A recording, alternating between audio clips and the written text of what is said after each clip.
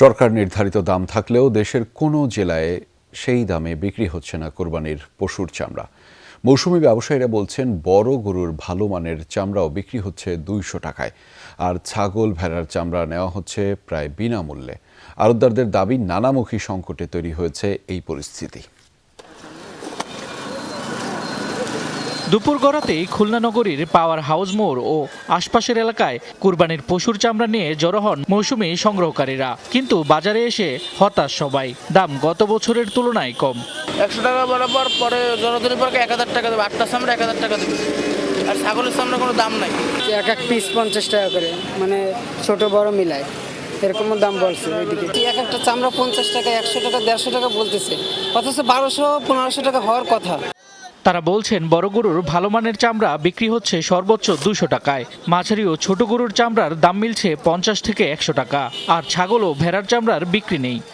1200 টাকা মূল্য হওয়া উচিত ছিল সরকারি নির্ধারিত মূল্য অনুযায়ী। আমরা যে কিনতেছি এগুলো আছে ওই রকম দামে আমরা কিনতেছি, ওই 100, 150, 200, হাইয়েস্ট 700।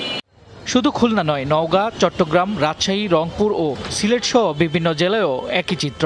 প্রান্তিক পর্যায়ে সংগ্রহকারীদের অভিযোগ, সিন্ডিকেটের কারণে নির্ধারিত দাম মিলছে না, পাশাপাশি প্রশাসনের তদারকি না থাকার অভিযোগও তাদের।